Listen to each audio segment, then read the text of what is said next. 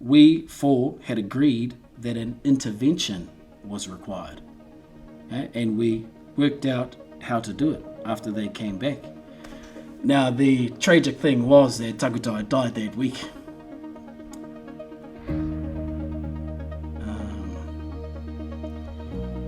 And then what happened during that tangihanga is some of the most despicable stuff I've encountered. And if anyone wants to challenge me on it, I'm good to go. JT could have set aside his desire for utu for his daughter, and he could have put in front what the people need. And we all knew, we've all known for the last couple of years, but even more so in the last few months, that we have to be moving powerfully into 2026. And so in my view, JT just decided to give that all away to pursue utu. These fellas, man, sitting in my office eating this like a Bunnings bucket of big kinners that my cousin dropped off because he'd been diving. I was eating my kinners, and then 10 days later, you're out. I think people would be probably more outraged about that than anything else in the story.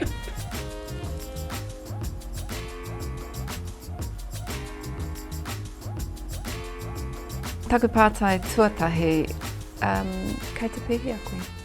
Yeah, kei te pai ahau. Harei te mea taku first radio tēnei.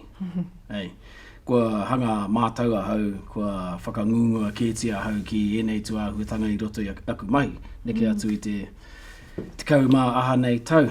Ai, nō reira, kei te pai, kei te mōhio ahau ki ngā mōreareatanga o te āhua kua tau nei ki runga kia mātau, kia tātou, engari ki au me taku whānau kei te mōhio au ki ngā mōreareatanga. Nō reira e ata tiakina tāwharau nei I tō mātou whānau. Koe pēr. Well, you came into Parliament riding a wave of hope, an incredible win.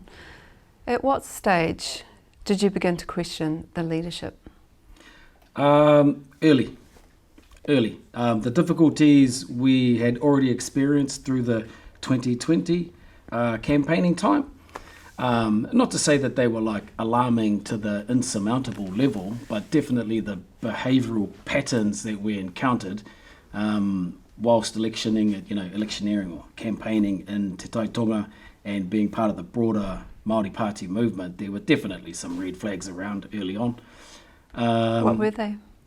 Oh, just like lack of communication, not being clear. When you're trying to advance something and you've got 7 people, there's 7 whānau, there's 7 networks, that's 7 big energy things, and mana and all of that comes with whānau.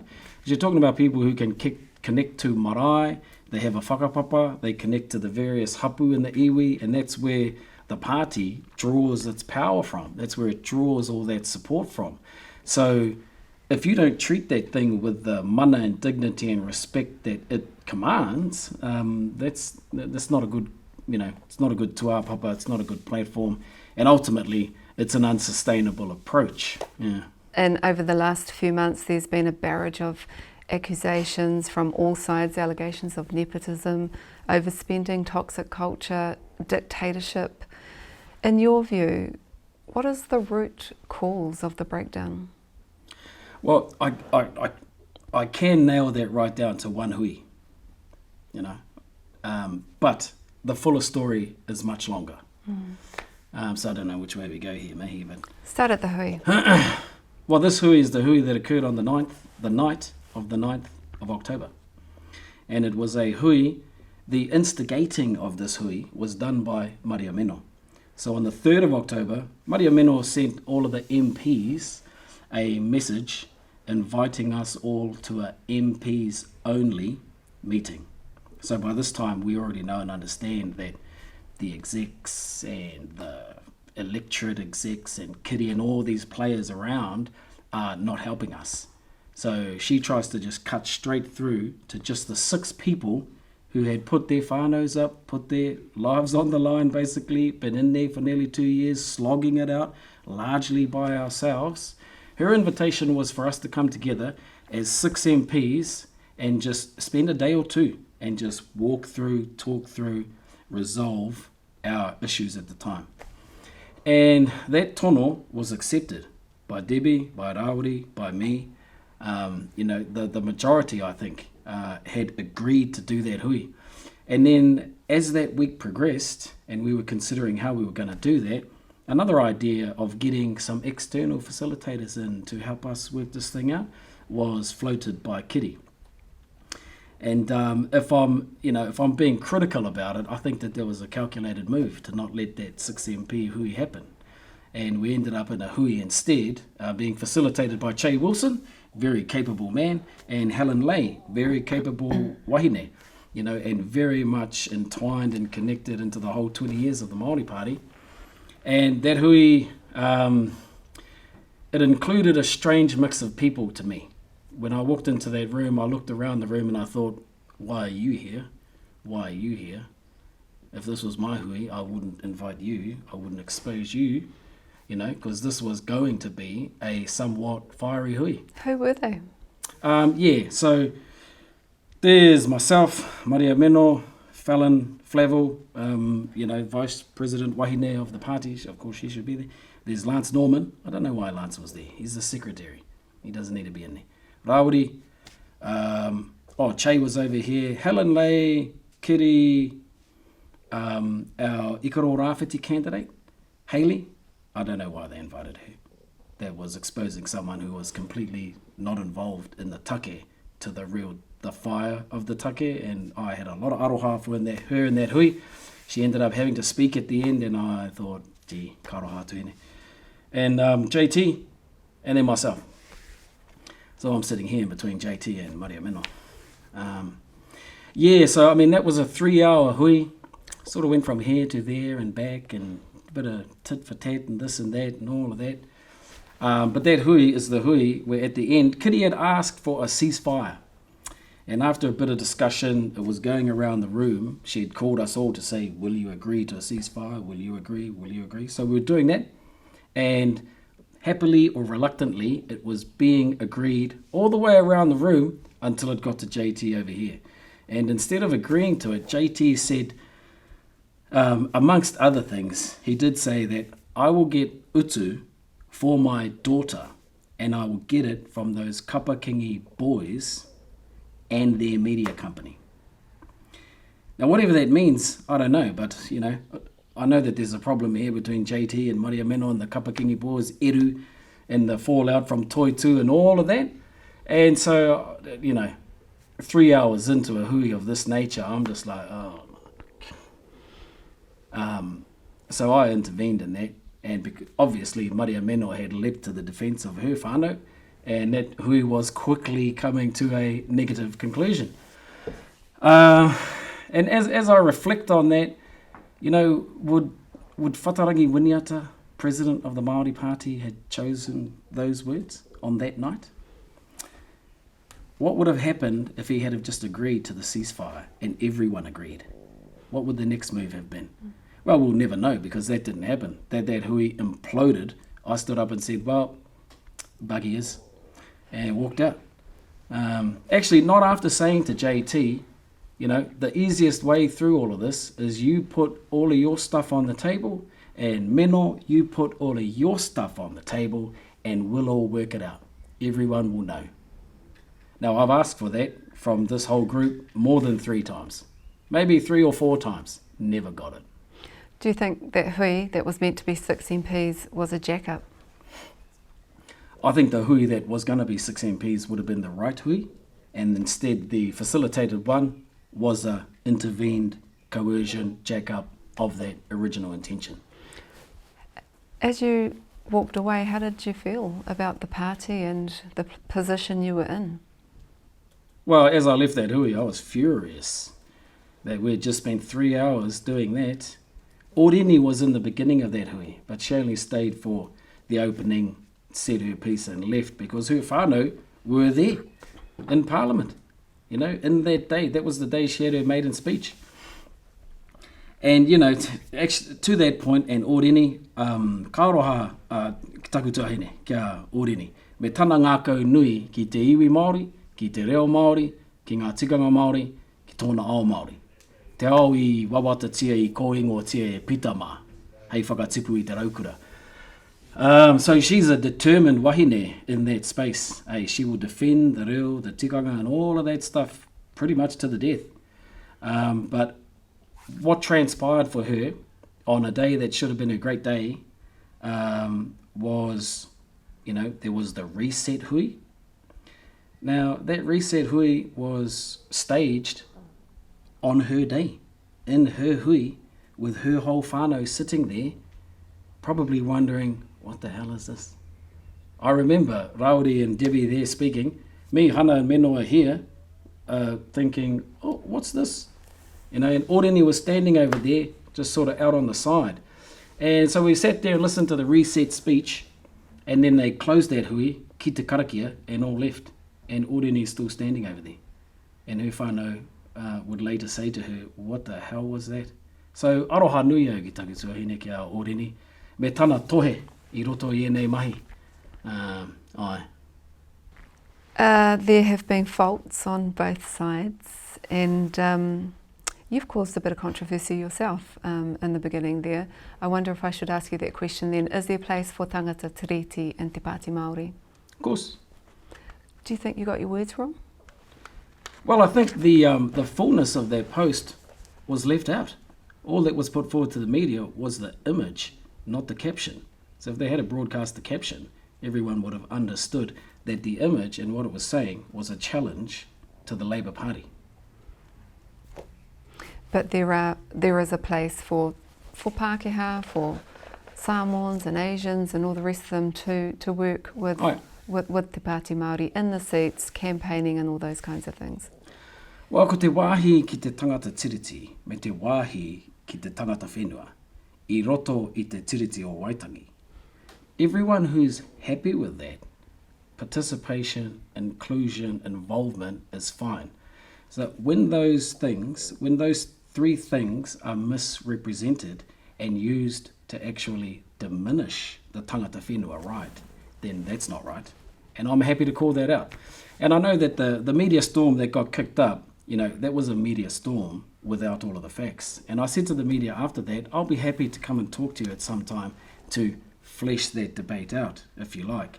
The majority of our whānau and the majority of the motu are easily distracted in that debate because you can just quickly have your attention taken away, by a racially driven idea or a racially driven image presented in a particular way.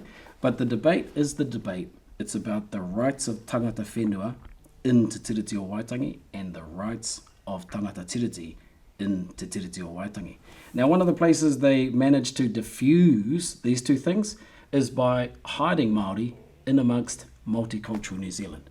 So let's be clear that the country is a bicultural country. Okay, our society is a multicultural society, but the rights that underpin the bicultural country don't change. Marama au ki tira, whakaaro. And as you say, that politics, in the media it can get away on you, but that is politics. And I wonder if you were to do it all again, would you do it differently? Well, yeah, probably. Is that the learning, right? Yeah, definitely. Yeah. There's learnings in there. So Te Pāti Māori has expelled you. Where were you when you learned about that? How'd you feel?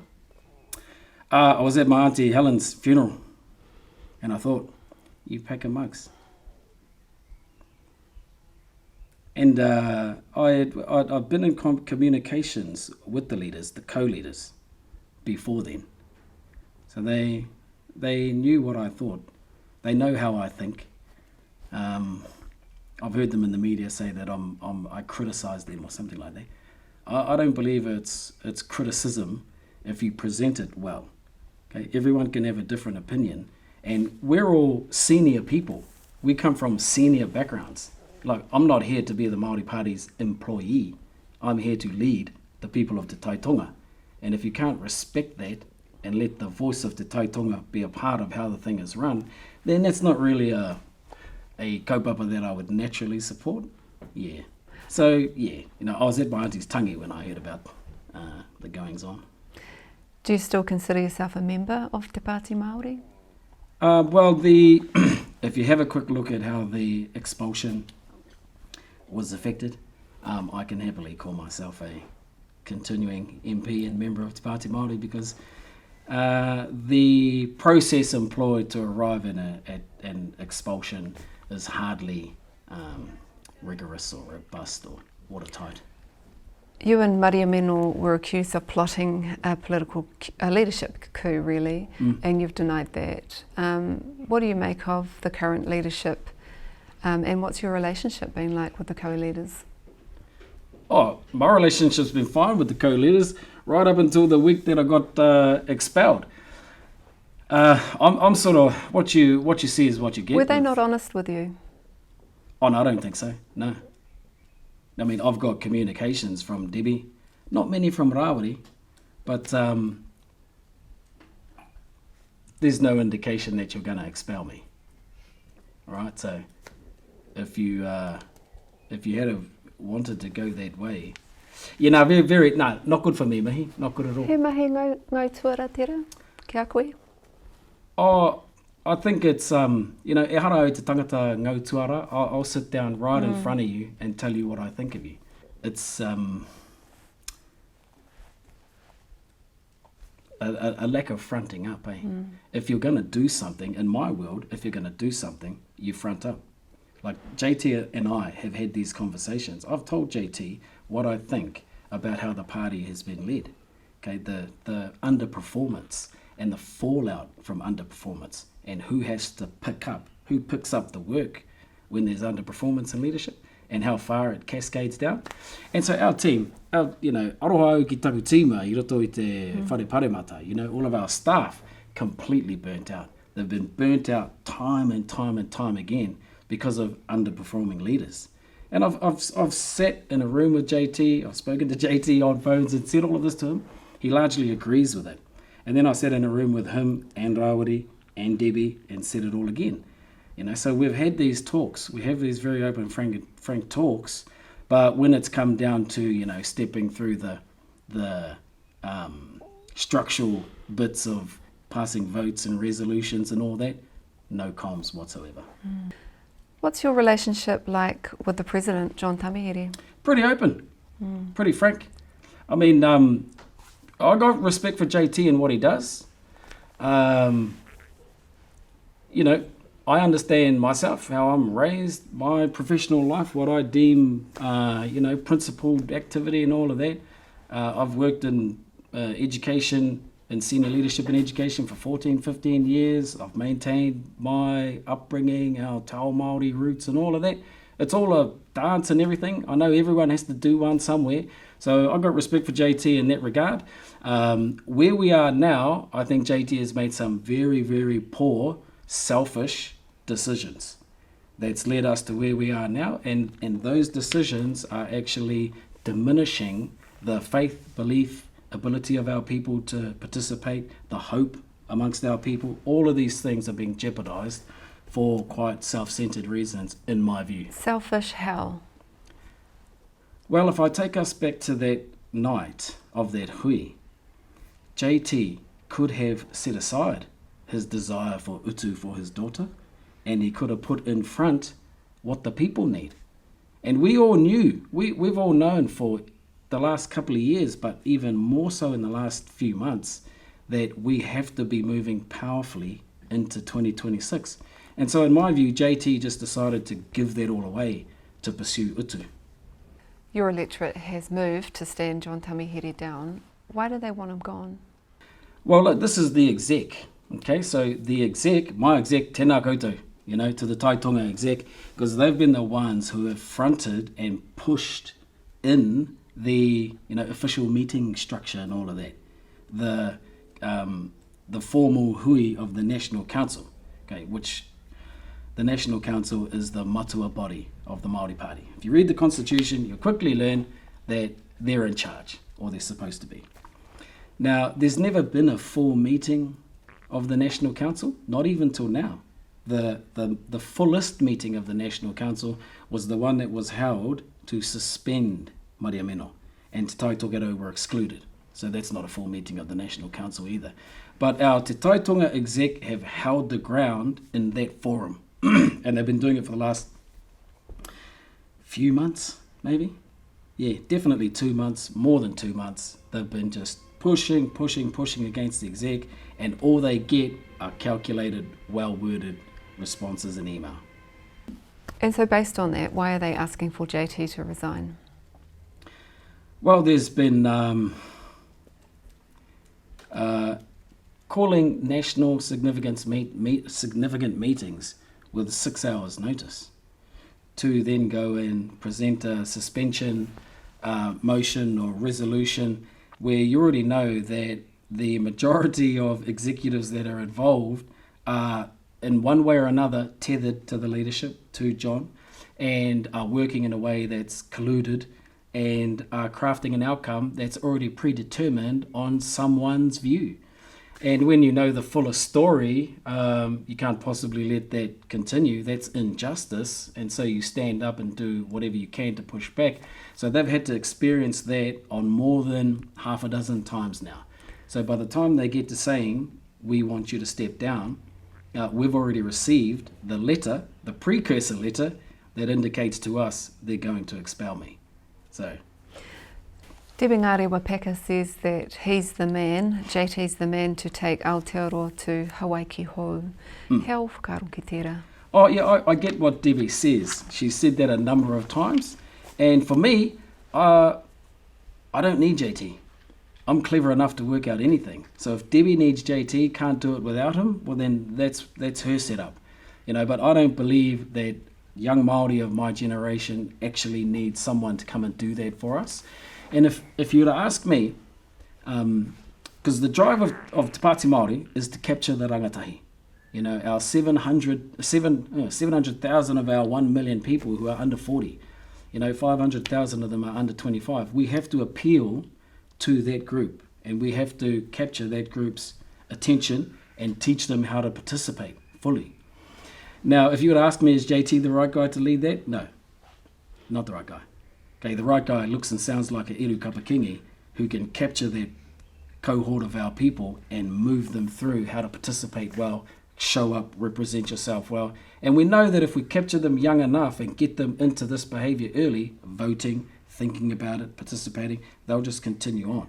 So that's the drive we need. And so in that regard, no, I don't think JT is the guy for this job. I think there's a very smart cohort of young Māori out there who are tested, they're in the midst of their careers, they know how to do it. We have the skill, and that's what it needs. Why do you think the party moved to expel you before that hui with the iwi leaders group?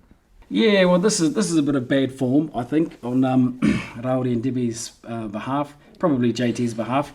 So, it doesn't take a genius to work that stuff out there, Mihi. I think if you can't front up and be honest with a ōkawa tono from a iwi, if you can't pay that its due respect, then that tells me your character. If you sit in a room with the iwi leaders of the day and you say that you will have a meeting with them, you agree to it next Wednesday and then you make a move on the Monday, that tells me the nature of the character. So I don't think, there's obviously going to have to be work done there. But if that was me and my iwi and that had been done to me, I know what I would think and do. So if your expulsion was to be revoked, could you work with them? Well, before the expulsion, I'll tell you where I was before the expulsion. So we had written a letter, a formal appeal to the National Council.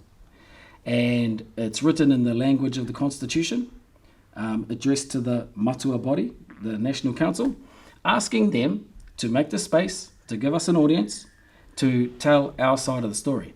And the us I'm talking about is me, Oreni, and Maria Meno. So that's 3 of 6 MPs. We're all MPs at the time. Okay, so 50% of the caucus is asking for an audience with the matua body, and completely ignored. Completely ignored. Now, if that didn't communicate enough to me, there aren't a whole lot of options left. Yeah, but what are the options then? You've got 50% of the caucus that's asking for a hui, it's been ignored. What are the options of those 3 MPs, you, Oreni and Maria Meno? Yeah, well, these are all the things that we've been advancing over the last 6 weeks, maybe. And like largely led by myself, I'm sort of a little bit removed from the what's going on with Maria Meno and Eru Kapaki and I'm a little bit on this side.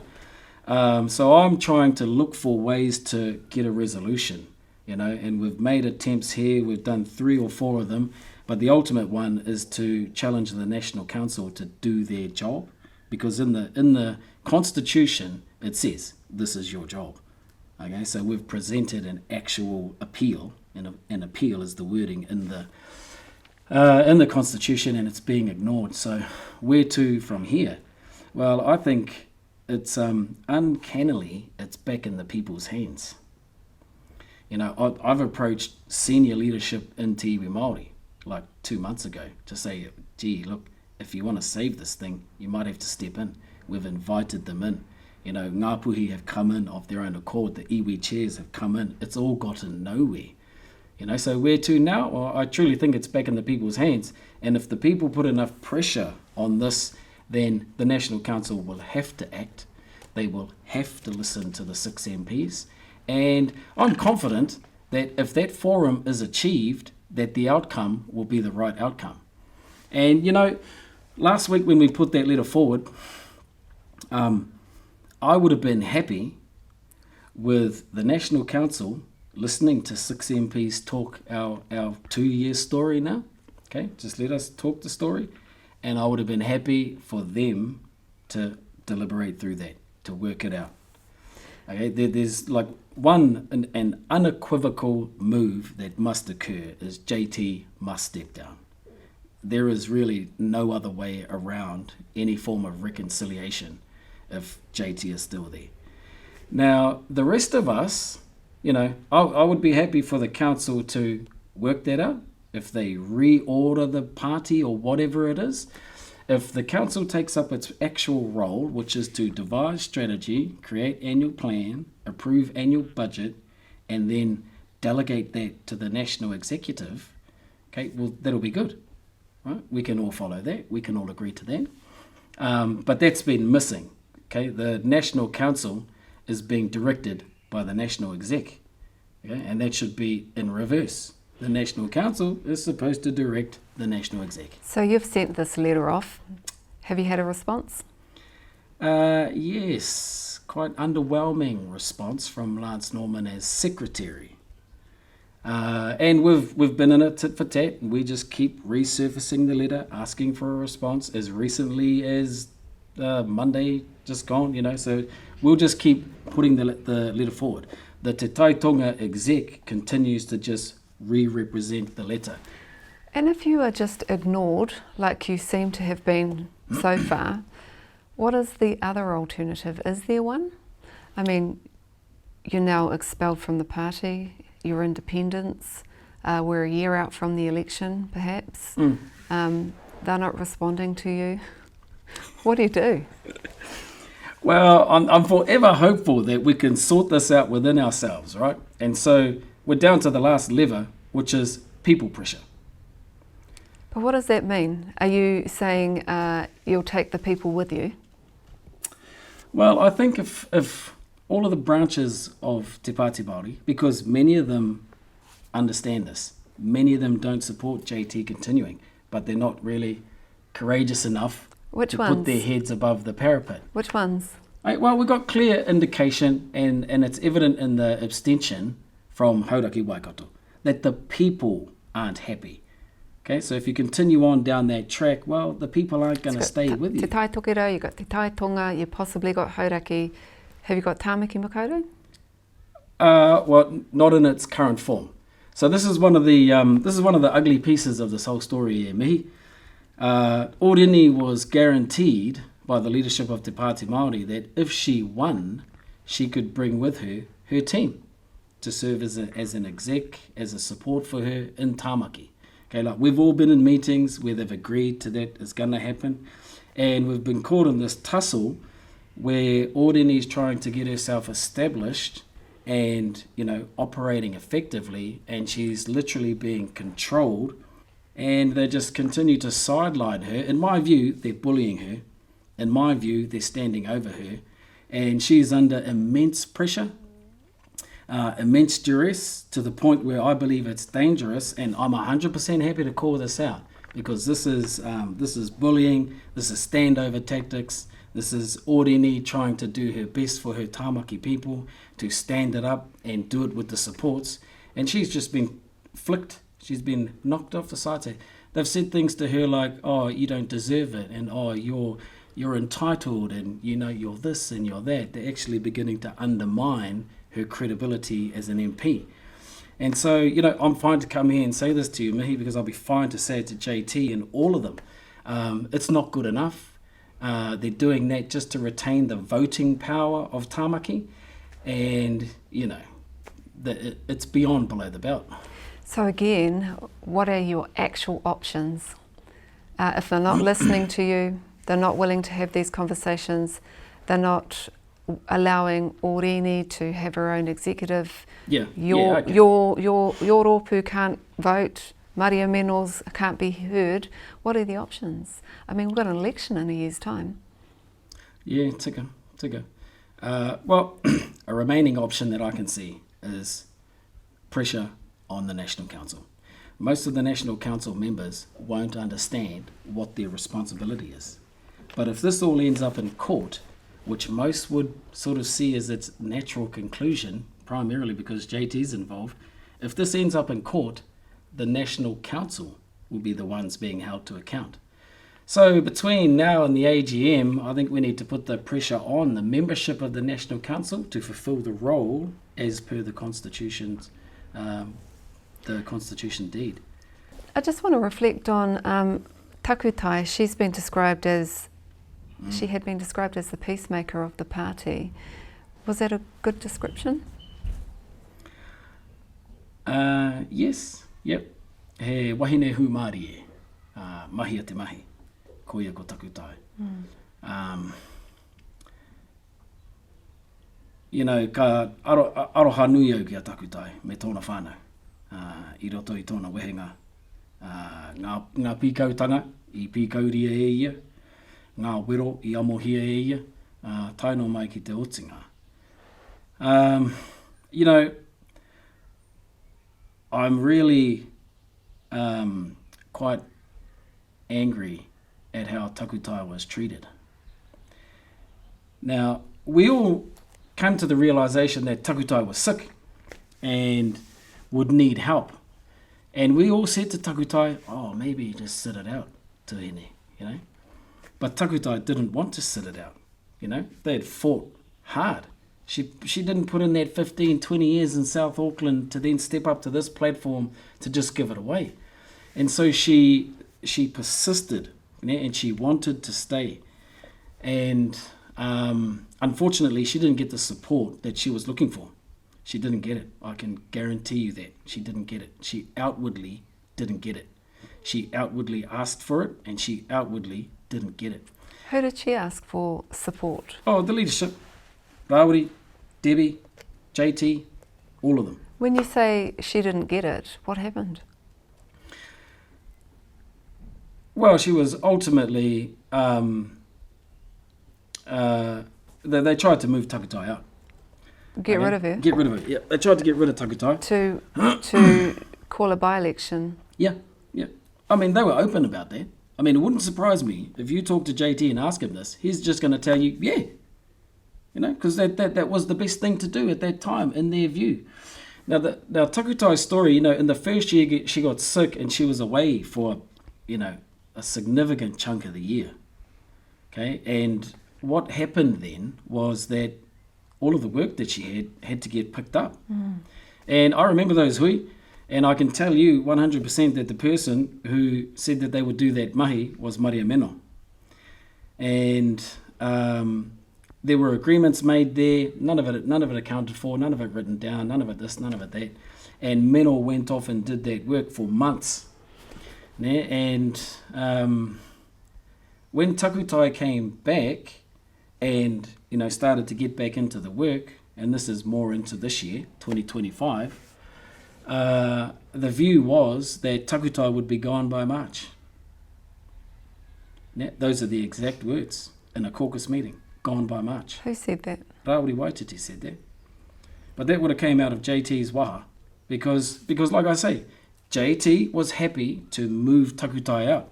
Now, the brilliant thing that Takutai did was she went and got all the support of her kaumātua in Tāmaki and blocked that attempt.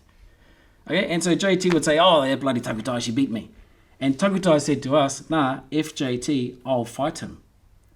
You know, so I'm just sitting there, there's our tuahine, she's plugged into a damn machine day in, day out, and she, instead of being supported, is now having to deal with this. Okay, and in our hui, I'm the fellow who says, I think we should just deploy all of our extra resource into Tāmaki. Oh, nah. You know, this is out the gate treatment to me. It's so below the belt, it's so below the line that I got no problem telling you. Okay, and they were happy to say it and do it, and it wasn't really a thing because this is politics, you know. But down at a people level and a Takutai's whānau level, this is way more than politics, mate. So that's our story of Takutai, and as we get like into the middle of this year, things had just like continued to go down, and that's largely on the back of the co-leadership. Okay, a whimsical leadership shows up, doesn't show up, you know, no real plan. If you ask me how many planning meetings the Māori Party has had in 2025, easy answer, none. Not a single one. This is what you're sort of dealing with, right? So our Takutai is under this immense pressure. She's getting no support. And this all sort of leads us to the time where Raori and Debbie are suspended.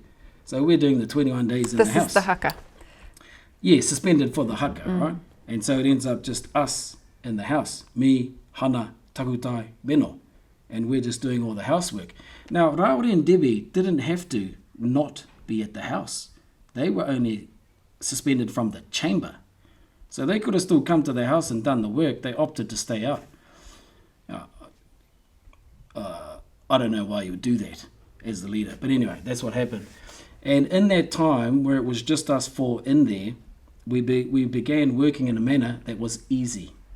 It was easy, it was efficient, it got stuff done. And across those couple of weeks, we had a few hui.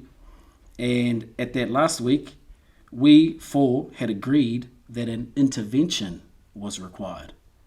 Okay? And we worked out how to do it after they came back. Now, the tragic thing was that Takutai died that week.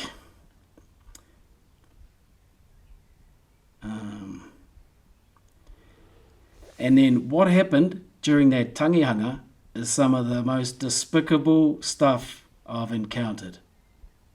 And if anyone wants to challenge me on it, I'm good to go. What happened? Poor behaviour. Poor behaviour. I'll tell you this much, because Whānari is happy, has shared it openly with me and others.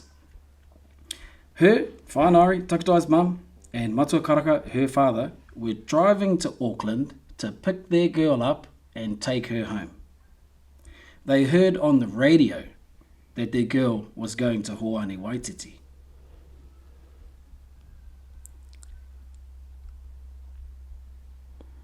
And then the rest of that story is a debacle of immense proportion.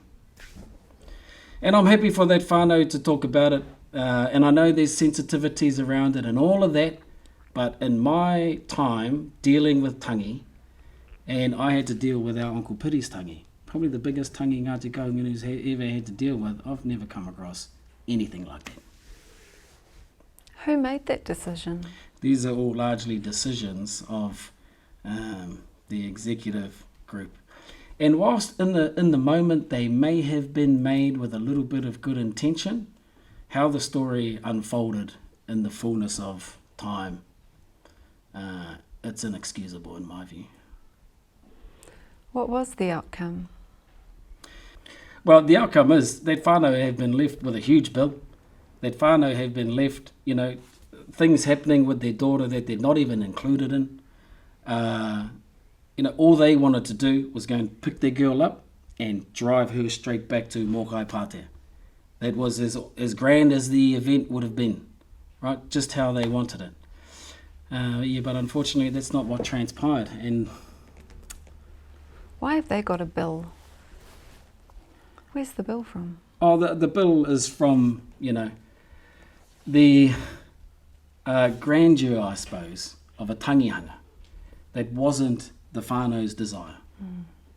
Okay, there's things that went on in Tāmaki that the whānau, that wasn't the whānau's desire. As I've said, the whānau just wanted to pick Takutai up and take her home. And all the other stuff that occurred, okay, that was all large, may have had some agreement or some discussion in the heat of the moment, but in their heart of hearts, that's not what they wanted to do.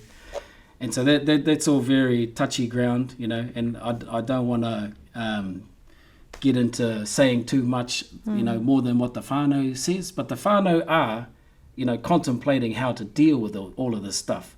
They're running the celebration night for Takutai to raise money to pay this bill. So we're all helping as much as we can. Was it raised with the leadership of the party? I'm not sure. I'm not sure how far all of those discussions go, because obviously we've been dragged into this.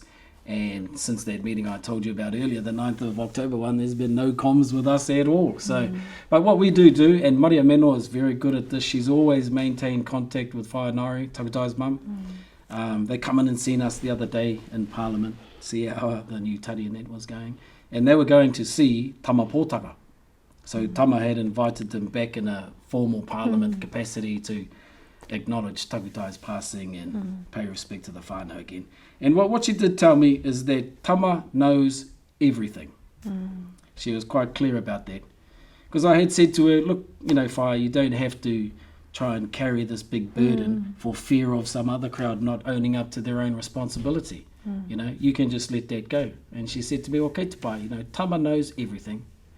So, all we can do is we're trying to support their whānau in getting through obviously a tough time of losing your girl, but being left with a significant bill to deal with. Yes. Hey, I have got something else to tell you, actually. Yes. The thing about the finances, right? So, Maria Meno overspending. Right? That's pretty much what this whole drama is about. Well, it's a massive allegation. It's a massive allegation. Now, what I can't sort of manage to get my logical mind past is the fact that the Speaker of the House came out and said, no issue there. No budgetary issue there. So in the technicalities of Parliament, that's called a Speaker's ruling, and you are not allowed to go against a Speaker's ruling. That'll get you bounced out. And yet, 2 weeks after that, out come the allegations of all the overspending and the paying your son and this and that. So how, the motu has been hoodwinked into believing that those allegations are actually factual is beyond me. And then, beyond that now, because we're into November, well, all the budgets roll over in November. And so we're now in reconciliation time. And I can guarantee you that Maria Meno's budget was not overspent. So, as this stuff all comes out and people get a handle on it and the motu sees, you mean to tell me that was all in vain? Why? But that's where we are, and that's what's going to transpire. So those things, they speak volumes to me as a person and how I deal, and they will also speak volumes to the people out there. And the other thing that I want to just add is that I look at things in terms of trends and behavior. If you could nail things down to a behavior and then a trend, and then it's a behavioral trend, well, then you get a pretty clear view on what the moving pieces are. And it's very clear to me that this behavior of JTs and the leaderships is nothing new. Okay, they did this to my whanaunga Heather before the election. Heather wanted to stay. She was given no support. She was pushed out. Then they did it to Takutai. Takutai wanted to stay. She was given no support. There was an attempt to push her out. She outwitted them. But then she passed away. Then they did it to Meno. They tried to push Meno out. Well, they purportedly have. But Meno is too strong. And her iwi leadership is too strong behind her. And now I see them actively doing it to Orini. Okay, so that's 1, 2, 3, 4 wahine Māori, the same group of people, same exec, same JT, same all of them. This behaviour has been long established. That the trend is right there in front of us. So I'm left with the thought, right, if this all hits the fan for me, can I expect support? Of course not, Doc. Okay, and well, obviously I've been kicked out. Okay, so that's for TV Māori to consider that. A clear trend there. And we now see that there are a lot of wahine in JT's history that are coming out and sharing these stories. So, you know, they got to reckon with that, not me. They have to. If they want to sit in a room and talk about this with me, I'm fine for that. But kia mohi o mai te iwi. These things aren't new. Okay, they're clear patterns and they've been happening consistently. And if we need to want to break out of that and get our waka on a even steady keel, a determined one going forward, the likes of which Whatarangi and them envisaged. Okay, the tauira of these things are places like Te Wānanga o Raukawa. Okay, just clear, forward, up, down, forever forward. Okay, they remain beacons of hope, but they've got to be in the right hands. They have to have the right guidance. There must be accountability. Okay, and there must be recognition of everyone who brings power, authority, and movement to that kaupapa. There's a lot of angry Māori voters out there. They're sad, they're mad, they're all the things. What's your message to them? Yeah, kia mau. Kia mau. We're in a tough time. I didn't get into politics for this. I got into politics for my kids. I want to see change for my children, which means it has to happen in the next 5 years. You know, we've been in there for 2 years. We've affected largely, not very much at all. And we're now down to doing this. Okay, so our people just have to keep our eyes fixed on the horizon. You know, yeah. I mean, I'm a carver, mihi, and I come with a lot of carving knowledge. And there's a great whakatauki that says, Ruia taitea kia tū ko tai kāka, which basically means to just shed all of the wood that's not required, and it leaves you with the thing you're after. Tēnā koe. Kia ora.